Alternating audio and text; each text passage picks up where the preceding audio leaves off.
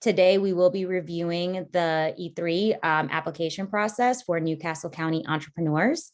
So to start off, I want to go over today's guide. We're going to talk about what E3 is.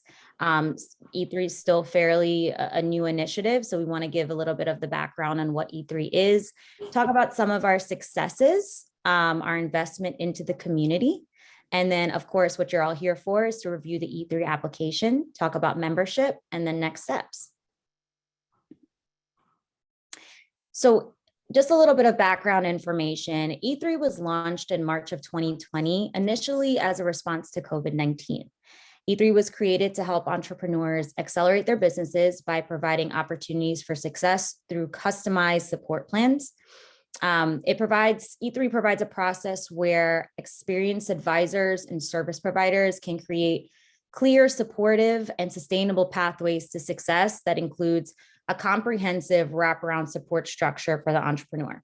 So what that means is we work with third-party service providers and consultants and vendors to work together to create a support structure for the entrepreneur that's completely customized to the entrepreneur's needs and based on where you are in the stage of your entrepreneurial journey. Some of these services can include coaching and business planning, marketing promotion, information technology and infrastructure, space planning and design, and then of course, access to funding sources.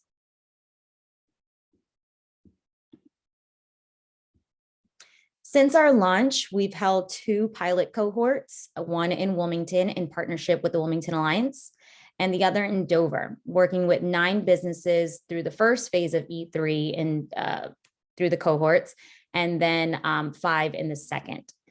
Last year in 2021, we held 2 open application cycles, one for Newcastle County entrepreneurs, and then one in Lower Delaware for entrepreneurs in Kent and Sussex County.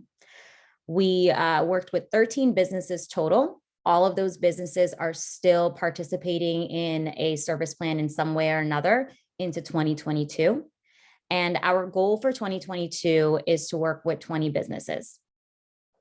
Part of the services that we provide, which include being matched with the third-party service provider and receiving those services based on your customized plan, includes resources that are offered through E3.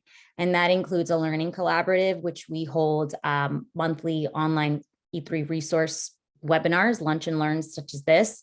We will be having a webinar next week with Jen Schultes at the SBA to talk about the EDGE grant.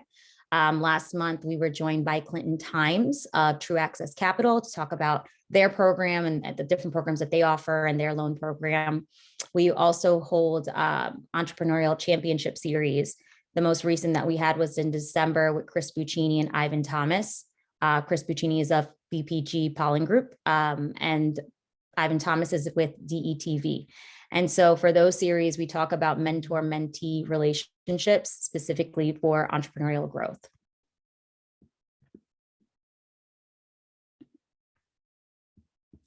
So I want to just review some of the successes to date. The foundation believes that entrepreneurship is the key to economic mobility. That's just one of our values. And we're committed to upholding the legacy of Governor Pete DuPont by investing in Delaware. To date, we've invested over $215,000 to support entrepreneurship across the state. For the first phase of E3, if accepted, entrepreneurs go through a deep dive analysis of their business, which equals to about $5,000 of services per entrepreneur. And what you walk away with is customized consulting, as well as a customized action plan that allows you to move forward to identify the best providers that could work with you based on a prioritized list of what needs step-by-step action steps that you need to take to grow your business. From that group, that scoping phase, our regional committee, our statewide committee reviews all of the applicants who go through there, the participants, and then we select who's ready to move forward to the next phase. And the key word there is ready, because not all entrepreneurs are ready or have the capacity to grow their business. Some entrepreneurs, take a look at that success plan or the action plan, and they're like, okay, we can tackle some parts of this, but let's hold off on some others. We're not ready yet. And some entrepreneurs are just ready to go. So that statewide committee helps us determine, who's ready to take on the next set of services. And if you're selected to move forward to that next phase of service implementation, that's when you will have access to up to $10,000 of an in-kind grant for support services. I want to make it clear that although we are a foundation, we are not a grant-making foundation. All of the money that we provide, all the service that you get are in-kind services. Does anybody have any questions so far? Nope. Okay. So moving forward to the E3 application, we asked that you allot an hour to an hour and a half. I don't necessarily think that it's going to take that long to complete this application. It may for some people. If you're a business owner who has completed applications in the past, you probably have this information tucked away somewhere. So it may take you a lot less. We will be utilizing a system called Foundant for this next application cycle. So it allows you to save your work and continue on. It allows you to take a look at all of the questions, put them into a Word doc, and then copy and paste them in. That is always my recommendation with filling out these type of applications, is to look at it in a Word doc, check the word count, check your spelling, grammar, and then copy and paste it into the section. But you do have the option to save and continue. That option will be available all the way up until 11:59 p.m. on March 21st. After that time, it's going to not allow you to submit. So we just want to make sure that you submit. If you make a mistake and you submit too early, that's okay. Just send us an email, let us know. We can always open it back up and you can go back in and fill out whatever you need to do. If you forgot that you needed to upload a document, or if something new came about before the 21st for your business, you have a new partner, whatever the case may be, you can always go back. We try to avoid that, but it is an option. There's 4 major sections to the application. We ask for a business overview. We ask for information about the leadership team and your team overview, how many employees you have. We asked about your impact, your social, environmental, and workforce impact. And then, of course, we collect demographics, because the key to providing an equitable landscape is understanding who we're serving. So we do ask for demographics, we ask for ethnicity, we ask for age, we ask for gender, but none of those demographics would be shared with the review committee. We hide that information. That's just for our funders. So that whole section will be hidden from anyone reviewing your application. So I want to take some time to actually go in and give you an idea of what that looks like. So what's going to happen is the day that the application goes live, I'm going to take you to our website, and Christy, let me know. You can see me navigating, correct? Okay, perfect. So beginning March 7th at 9 a.m., you're going to want to go to our website, and this will completely look different. This is going to say apply now for the next E3 cohort, and it's going to have a link to the application. It's going to take you, that link will take you here. What you'll need to do, even if you've utilized this system to complete an application for another funder elsewhere, what you're going to need to do regardless is create a new account. So when you create a new account, I just want to walk you through some of these. It's going to ask for a lot of information. Anything with an asterisk, you have to submit. You're not going to be able to move forward. It does ask for a EIN or a tax ID number. This is for nonprofits. We don't typically work with a lot of nonprofits, mostly for-profits. So if it doesn't apply to you, just hit NA. It's not necessary. So please don't get deterred if you see this, but you want to fill out as much as you can. Once you fill out this organization information, it's very difficult to go back and change it. So just try to be as accurate as possible here. So I'm going to show you what it looks like when you go through. So I already started filling in some information as a test. So it asks you for the organization, business information, and then user information. Then it asks you if you are the business owner. If you're the owner or if you're a co-owner, I would say yes. If you are just an employee or whatever the case may be, hit no. The next section asks, if you did hit no, provide the additional business owner information. If you are in a partnership and you hit yes to the business owner question, I would still fill this out with your partner's information, just so we have it and understand that it's a kind of two leadership, there's what the leadership structure looks like. And then you're going to want to create an account with a password. So for the purposes of this, I'm going to go ahead and create an account. You're going to get an email. You can check your email, make sure if you entered the right email account, but you can continue checking in without checking your email. Okay. There. I'm just going to say we have the email. There we go. So once you get in, you're going to see this screen, and it basically, we only have one application that's open at the moment. So you're going to automatically be entered here. And what you're going to want to do is hit apply. You can also hit preview to take a look at all of the questions ahead of time. And if you go over here and hit question list, you can download this and print this off. And this lists all of the questions and the options for choices throughout the application. So you can use this to, if you need to connect with your co-owner or your team to answer some questions or to find out some information, you can get all of this here, put it in a Word doc, and then go back into the application when you're ready, right here, and fill it out as necessary. As I mentioned, there we go. As I mentioned, there is a save and continue option. It's not, oh, there we go. So when you're ready to apply, you just hit apply. You'll see all of your information here. There is a way to change it, but like I said, we don't want to make too many changes because on the back end, as the administrator, I'm seeing who's filling it out. And so if you're changing a lot of information, it may sway some stuff. But what you'll want to do is just make sure all of your information is correct. You'll go through, fill out your application. And at the very end, you can either save your application or hit submit.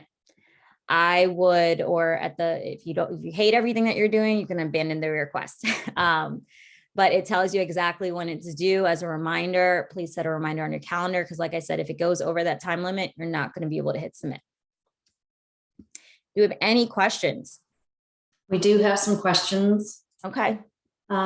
April asked, what kind of impact metrics are most impressive to the reviewers? Okay, so that's a really good question. So I'm going to go into the application and go to that section so we can take a look at what that looks like. So here we go. Social, environmental, and workforce impact. So we define impact as a function of both the number of people or communities who will benefit from the business services. So what we're looking for there is, what impact do you have in any of those categories really towards Delaware? We want Delaware, obviously we're a Delaware-based organization. Pete DuPont meant a lot for Delaware. And so we want to make sure that Delaware is a launching pad for new business ventures and for entrepreneurs. We don't want Delaware to be skipped over. So while we understand that you're trying to grow your business and potentially be nationwide, we want to make sure that you're thinking about creating jobs and an impact for your community in Delaware here. So what impact are you having in community? Is there a nonprofit aspect? Are you employing teens and helping to build workforce development with the teens in your area or community members in your area?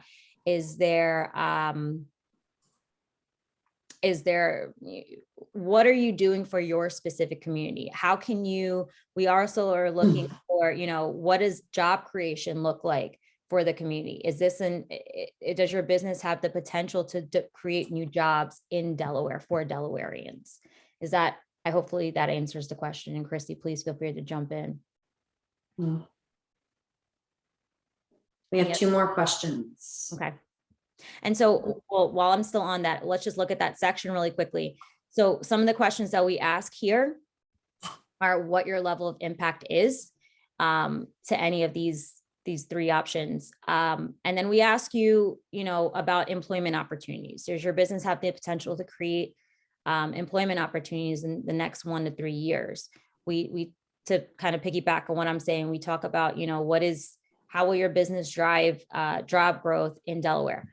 There's no wrong or right answers for any of these. There's no right or wrong answers. The reviewers do want to see more of an impact for Delaware, but that's not going to preclude you from moving forward, if that makes sense. So hopefully that answered that. There is also an option to upload additional documents that may, if there's not enough space for you to kind of input the answers, like the explanations that you need to input. You want to move on to the next question? Sure. Sean asked, you said the EIN is only for nonprofit, correct? What if you have a nonprofit and a for-profit?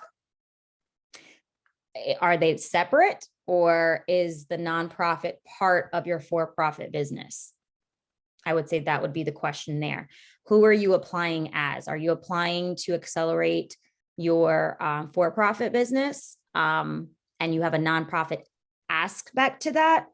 Then I would apply as the for-profit business. And when we get to the workforce impact, when we get to the impact section, I would include a document that talks about your nonprofit. If it's completely two separate business ventures, totally, and you're applying for one or the other, or you're submitting an application for both, then I would do two separate applications. Okay.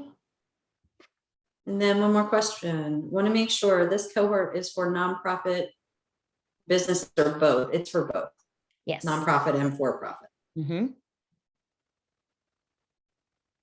So for the 3 individuals who asked questions, I hope I answered your questions. If I did not, please let us know. And I'm happy to kind of backtrack and make sure I do answer it to the best of my ability. You did. They said thank you. All right, perfect. Any other questions before we move on? There are none in the Q&A or chat. Okay, perfect. So I'm just going to go back up into the application and just very briefly, high level, kind of go over the sections to maybe offer some more insight to what we're looking for in each of the sections. At the start of the application, we're going to ask you to self-identify as whether you are conceptual, emerging, stable, and accelerated.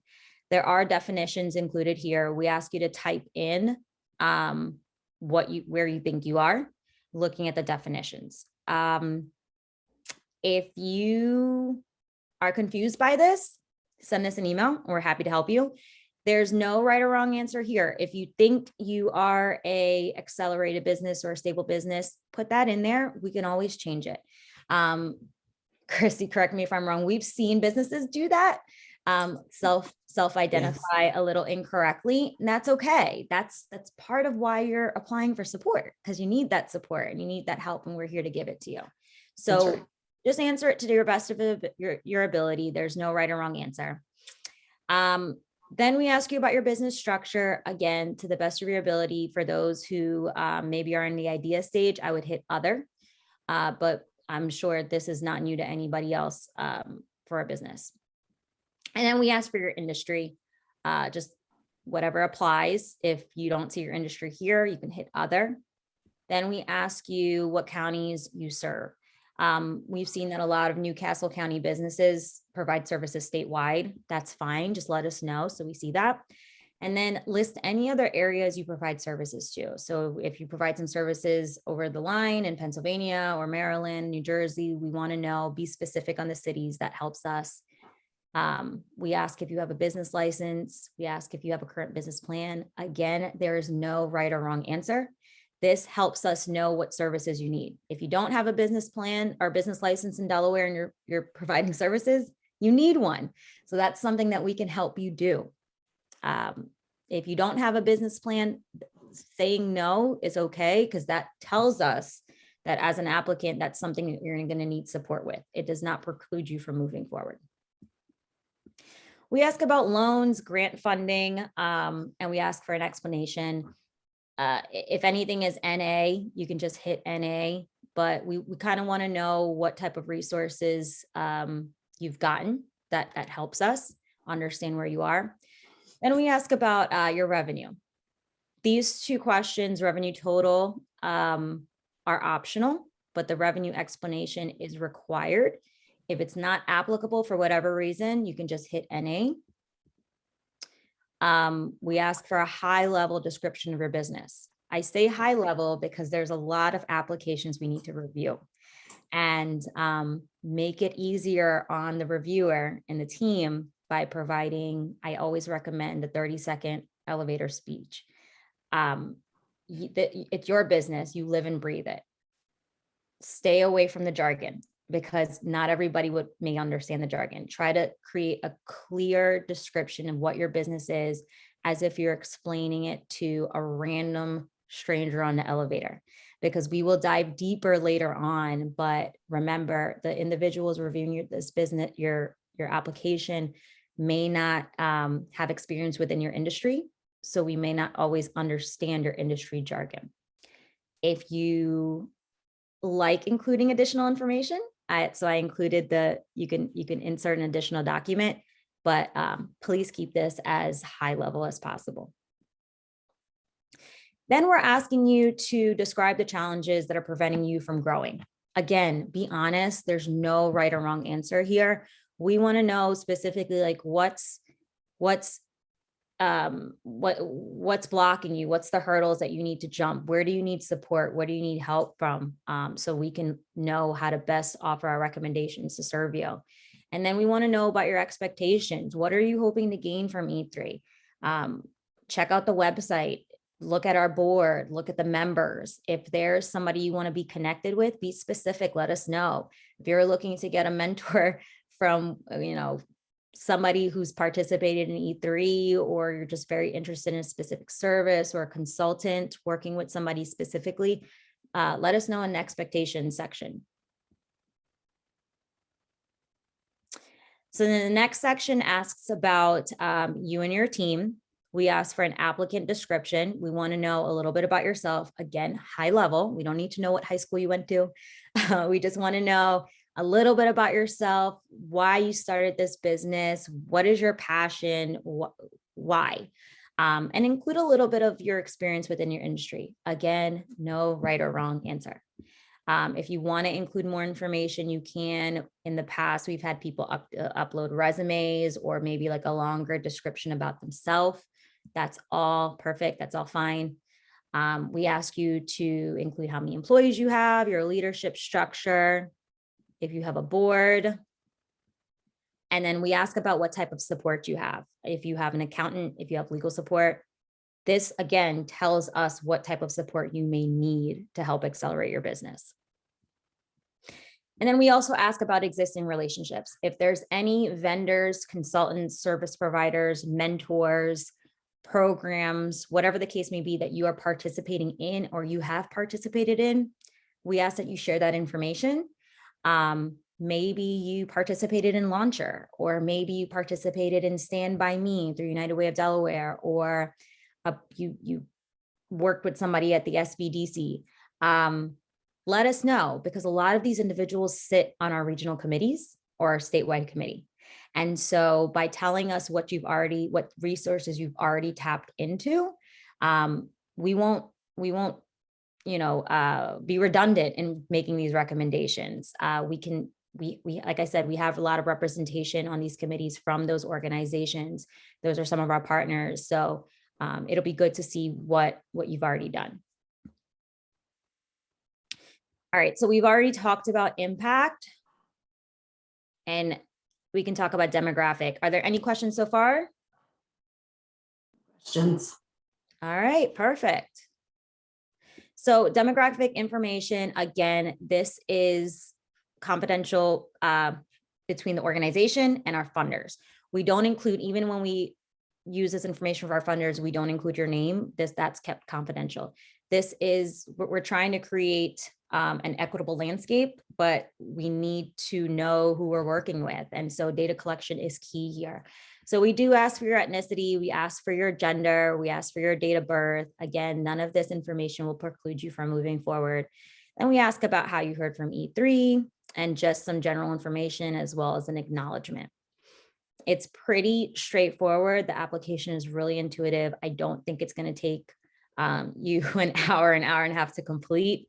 We just really want to learn about you and your business. And that's the purpose of it here, and to see how we can best help you and offer recommendations for you. So any questions at all about the application?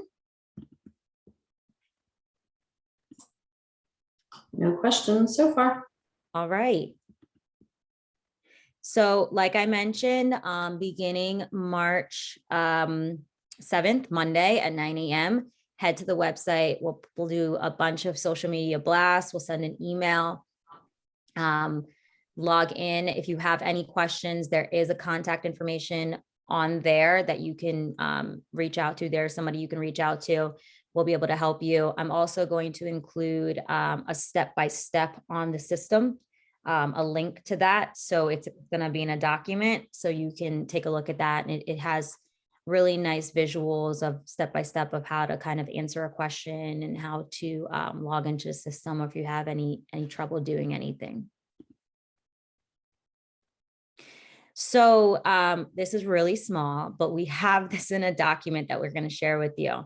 We understand for more of the conceptual level entrepreneurs, there's a lot of jargon. There's a lot of jargon in this landscape. And so we created a common language dictionary that has a lot of common verbiage that can help you understand what you're reading, what some of these kind of key entrepreneurial and business terminology is. So we'll include a link next to the application link, so you can kind of use this as a resource as you're filling anything out. We tried to eliminate as much jargon as possible, but there's just some key terminology that if you're new to this world, it may be a different language. And so we wanted to make it as a most welcoming process as possible. So before I move on and talk about membership, I backed up really quickly. Any questions at all about the application or E3 or the process? Nope. Okay. No questions. All right. So now, because I don't want this to be confused with anything else, we're going to move a little bit away from E3 and from the application itself and talk about E3, go back to talking about E3. So one of the new things in 2022 that we've launched is an E3 membership program. We offer a lot of different services for individuals who go through the application cycle. And right now, our E3 membership consists of the individuals who are participating in any of the cohort. But let's say you didn't make it into a cohort for whatever reason, and you still want to get access to a lot of services that are provided through E3. There's an option to do that, and it's very, very affordable. It's starting at just $100 as a conceptual member and just goes up to $500 as an accelerated member. And through this membership model, you are able to access a lot of the resources that you would get as an E3 participant without being part of that specific cohort, but you're still getting a lot of the benefits of it. This is great for individuals who don't make it through an application cycle, or if you miss an application cycle, or if you've completed the whole application cycle and you still want to continue services. There's 3 options that may work for you. All of the options include, at minimum, a one-on-one session with Peggy Geisler, who is the owner. I don't know Peggy's whole title. She's the chief strategist. Christy, fill in for me. She's the chief strategy consultant, as well as the owner and operator of PMG Consulting. Yes. Christy typically charges about $185 an hour for her consulting services. And through this membership, you're going to be getting quite a deal. As a conceptual member, you can try out a membership and apply that if you want to accelerate, if you want to bump up or upgrade your membership. You'll get that one-on-one peer consulting with Peggy, as well as an invitation to a virtual workshop. We are working on a workshop for the end of March. It's due to take place March 31st. The marketing for that will be shared next week. But we're planning for at least one workshop per quarter, where it's very interactive. It's about 3 to 4 hours, I believe. Christy, correct me if I'm saying anything incorrectly. And really, it brings in a lot of what we're doing through the e-learning, the monthly resources that we offer into kind of a jam-packed workable session where you're getting information about anything from smart foundational goal planning to financial planning and learning how to read financial documents, to understanding how to access funding sources, how to access mentors, entrepreneurial mentors to help with your guided decision making, marketing resources. I mean, the list goes on and on. And the way we developed the membership model and our e-learning collaborative was by listening to the entrepreneurs that we're currently working with. And I think that's really important to say, because we didn't just, we wanted to make sure that these resources are going to be valuable for yourself. So we asked your peers exactly what do they want? And that's how we created all of these resources that are now available for you. Does anybody have any questions? No questions. Now, if you want to learn more about any of these membership benefits, please reach out to me. I'll share my information shortly, but you can also go to our website and click join. You can take a look at all of the different levels of membership that are available. All right, so there's no questions. I'm just going to go over next steps. So as I mentioned a few different times, the application cycle will open on Monday, March 7th, beginning at 9 a.m. And all information needs to be submitted by Monday, March 21st at 11:59 p.m. So that gives you 2 full weeks and 2 full weekends to get all this information in. If you have any questions, there will be an email that you can contact.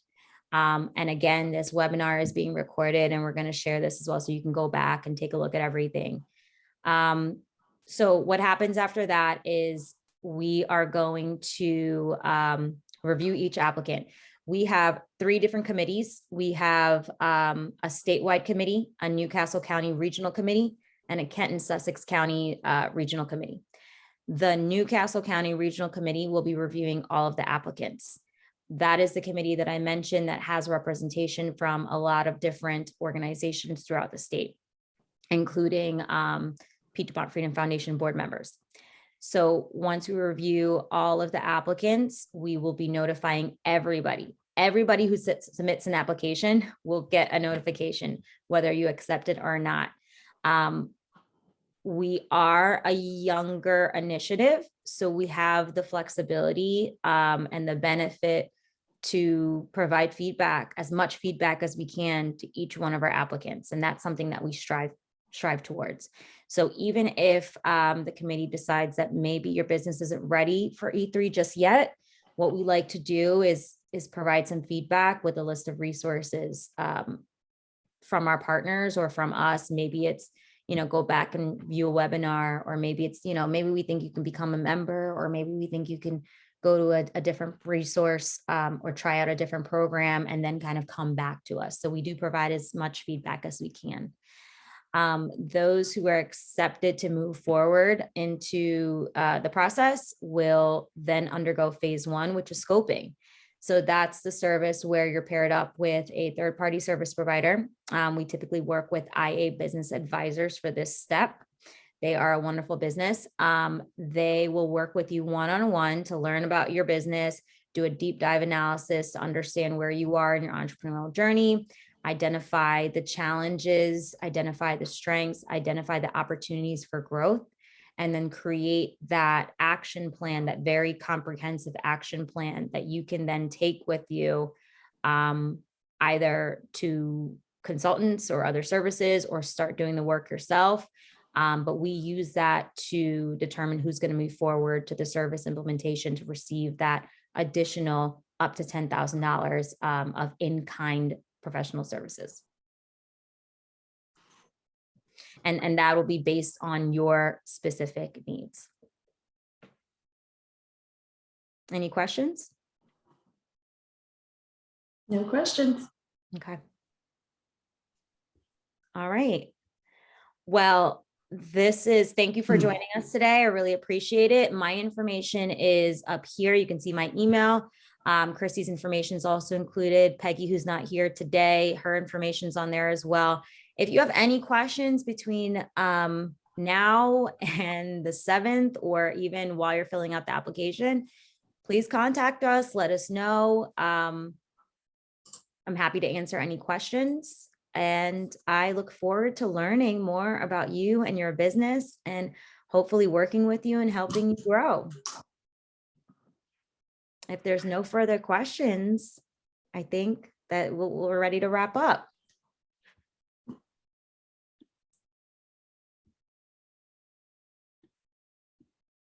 All right. Well, thank you, everybody. I really appreciate you guys joining us today. I hope you guys have a wonderful day. Thank you.